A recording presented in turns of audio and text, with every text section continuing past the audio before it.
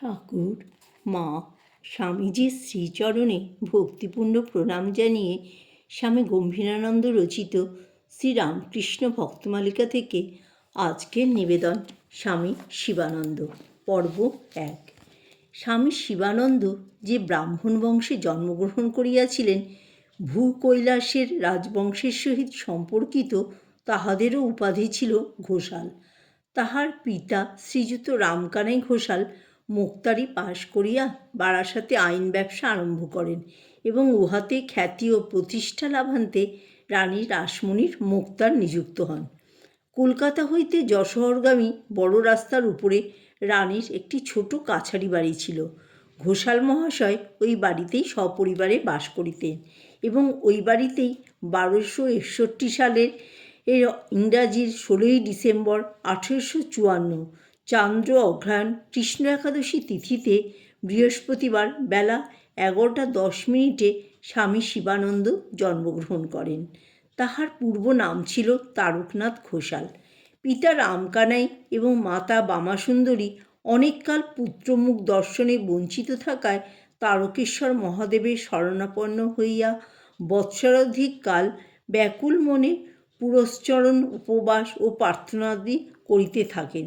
অবশেষে এক রাত্রে বামাসুন্দরী স্বপ্নে দেখিলেন বাবা তারকেশ্বর সম্মুখে উপস্থিত হইয়া বলিতেছেন, তোমাদের ভক্তিতে আমি তুষ্ট হইয়াছি, তুমি সুপুত্রের জননী হইবে। তারকেশ্বরের কৃপায় লব্ধ সন্তানের নাম হইল তারক, আর তাহার আদরের ডাক নাম হইল ফণু। জ্যোতিষীরা জন্মপত্রিকা প্রস্তুত করিয়া জানাইলেন যে 25-26 বৎসরে নবজাতকের সন্ন্যাসযোগ রহিয়াছে, আর যদি সে একান্তই গৃহে থাকে তবে রাজসম্মানের অধিকারী হইবে। তারকের পিতা দেবী ভক্ত ছিলেন। তিনি বাড়িতে তন্ত্রমতে পঞ্চমুণ্ডির আসন স্থাপনপূর্বক নিয়মিত উপাসনা করিতেন। প্রশস্ত তীর্থাদিতে বিশেষ পূজায় অনেকে আমন্ত্রিত হইয়া তাহার গৃহে প্রসাদ পাইতেন।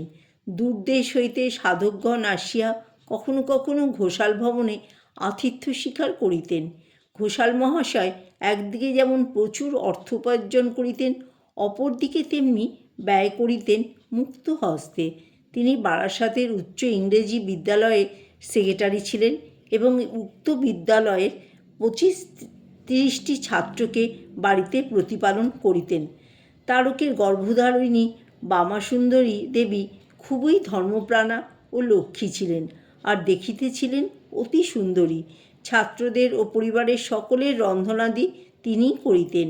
রামকানাই পাচক ব্রাহ্মণ রাখিতে চাহিলেও রাজি হইতেন না। তারক ওই 25-30টি ছেলেদেরই মতো প্রতিপালিত হইতেন। প্রতিবেশিনী কেহ যদি অভিযোগ করিতেন ছেলেটাকে একটু আদর যত্ন করছে না, তাহাতে মাতা উত্তর দিতেন, তার ছেলে, আমার নয়, তিনি দয়া করে দিয়েছেন, তিনি ওকে দেখবেন। ভক্তিমতী জননী স্নেহপুত্তলী তারককে তারকনাথের হস্তে সঁপিয়া দিয়া নিশ্চিন্ত মনে দৈনন্দিন কর্মে মগ্ন থাকিতেন।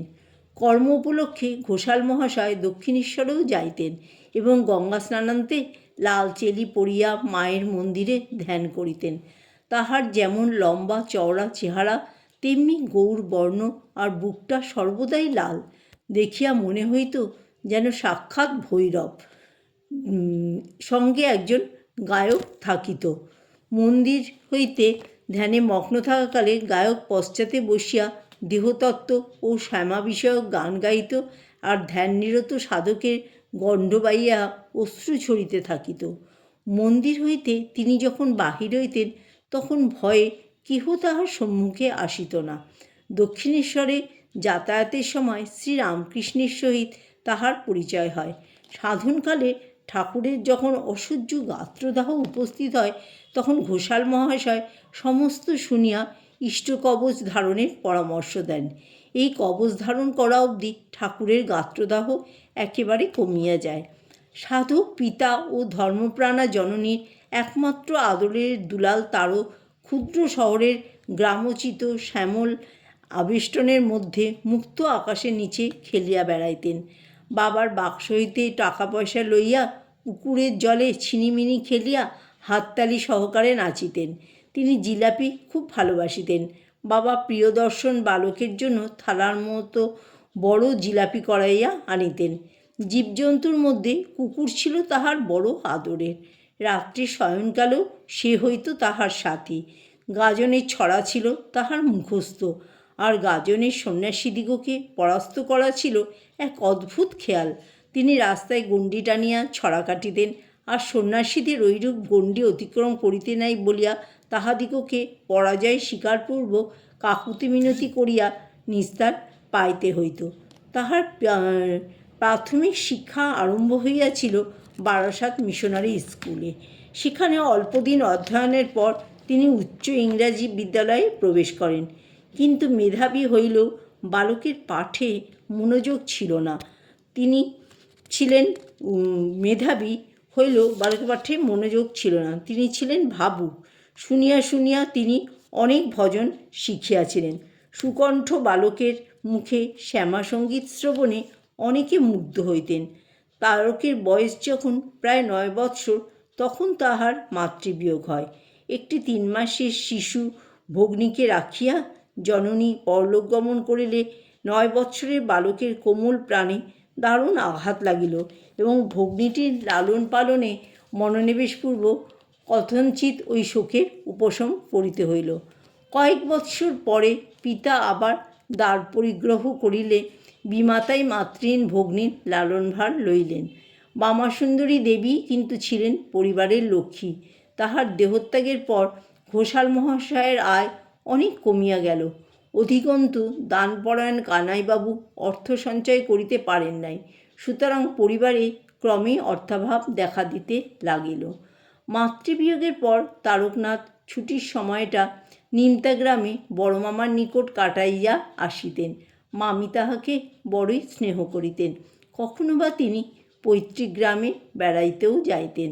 এই গ্রামে ভাবী মহাপুরুষের ধ্যানপরায়ণ জীবন অনেকখানি পরিস্ফুট হইয়াছিল। শান্ত পল্লীর দিঘির ধারে একান্তে বসিয়া তিনি উদাস মনে গান গাহিতেন, আর অনন্ত আকাশের পানে চাহিয়া কত কি ভাবিতেন। পল্লীর সৌন্দর্য, আকাশের অসীমতা আর প্রকৃতির নিস্তব্ধতা ভাবী মহাপুরুষের ধ্যানে খোরাক যোগাইত। জয় ঠাকুর, জয় মা, জয় স্বামীজি।